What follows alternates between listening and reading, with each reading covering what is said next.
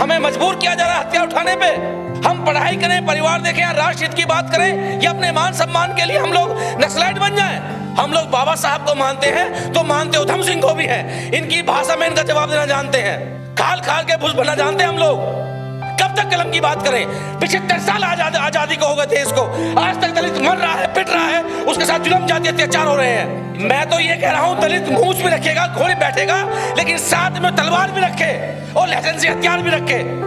उत्तर प्रदेश के हालात छुपे नहीं है। हाथरस सबने देखा, सहारनपुर सबने देखा, मुरादाबाद सबने देखा, मुजफ्फरनगर सबने देखा। क्या गलती थी जितेंद्र मेघवाल की कि उसने मूंछ रख ली? क्या उसकी ये गलती थी वो अच्छे कपड़े पहनता था? कि समाज को अगर बचाना होगा, अपने बहन बेटी के मान सम्मान को इन दरिंदों से बचाना होगा तो सिर पे कफन बांधना होगा और निकलना पड़ेगा समाज के लिए। शर्म की बात है नरेंद्र मोदी जी के लिए कि मेरे दलित भाइयों को मत मारो, मुझे मार लो। कहां है वो 56 का सीना? कहां गए वो नेता?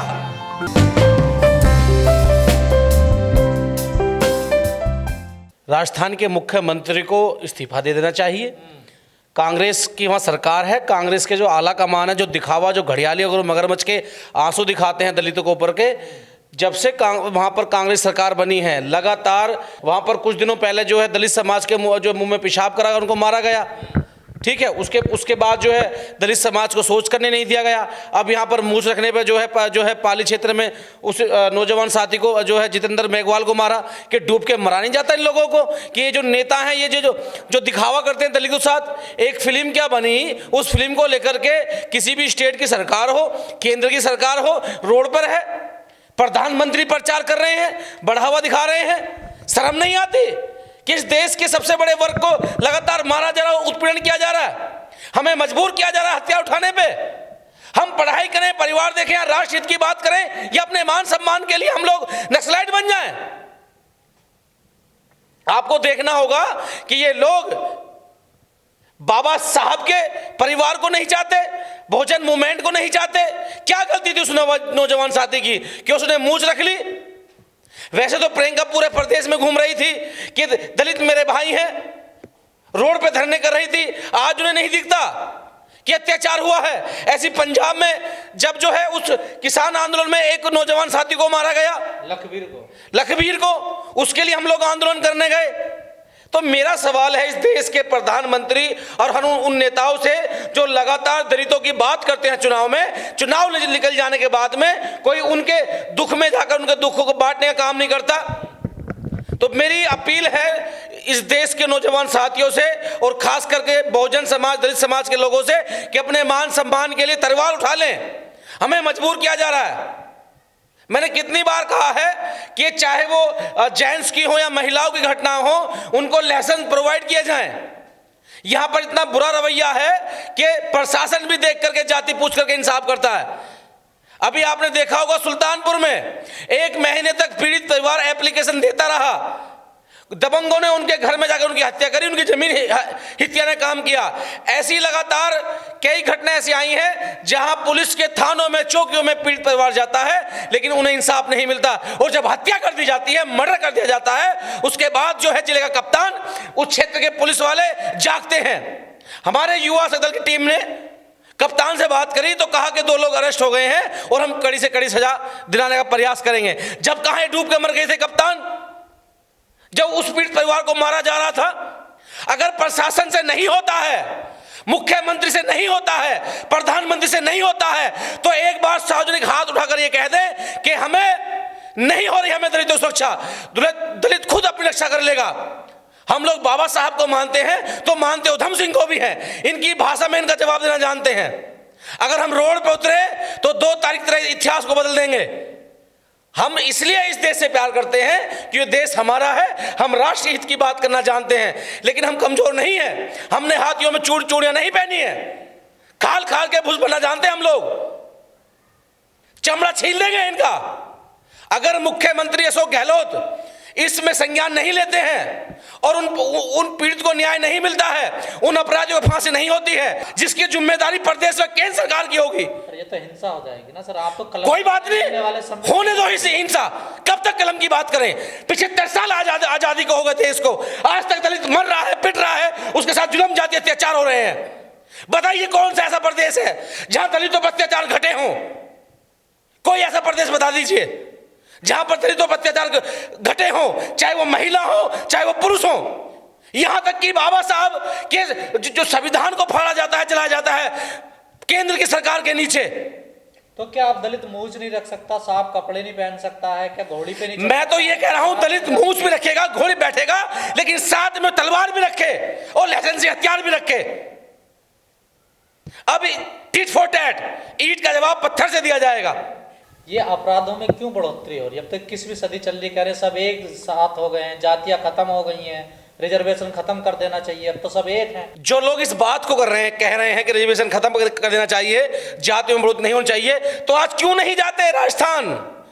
मैं राहुल गांधी को भी कह रहा हूं, प्रियंका को भी कह रहा हूं, नरेंद्र मोदी से भी कह रहा हूं कि जाइए, उस परिवार के आंसू पूछिए। आपको मुट्ठी भर लोगों का दर्द दिखाई देता है, लेकिन उस समाज का दर्द नहीं दिखाई देता जो सुबह उठकर तुम्हारी मलिन जो है वो तुम्हारे गटर साफ करता है, रोड बनाता है, आपके नए नए भवन बना के देता है, आपके लिए बोर्ड घेरता है, दरी बिछाता है, झंडे उठाता है।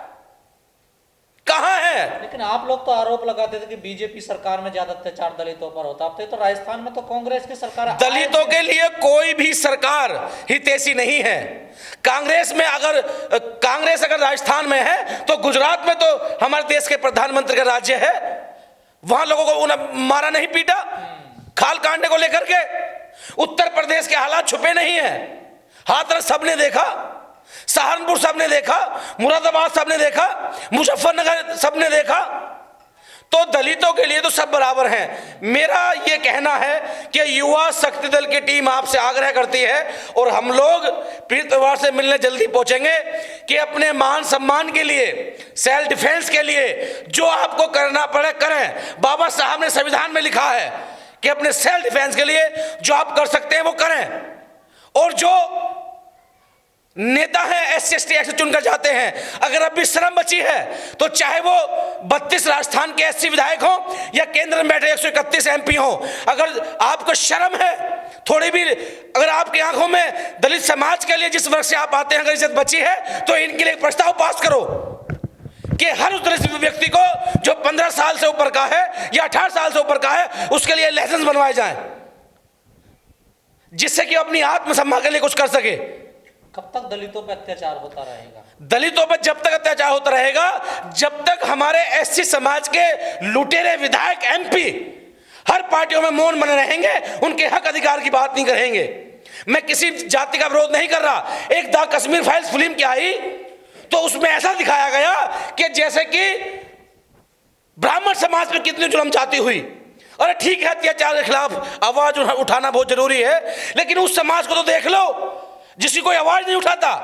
क्या गलती थी जितेंद्र मेघवाल की कि उसने मूंछ रख ली? क्या उसकी यह गलती थी वो अच्छे कपड़े पहनता था?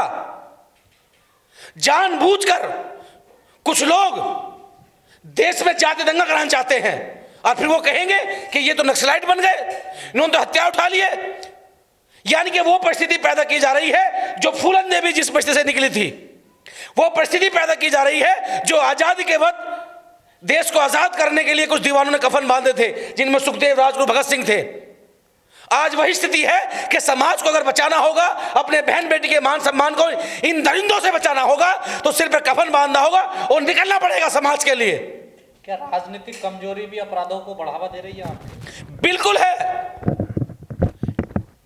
क्यों नहीं बोलते ये 131 MP?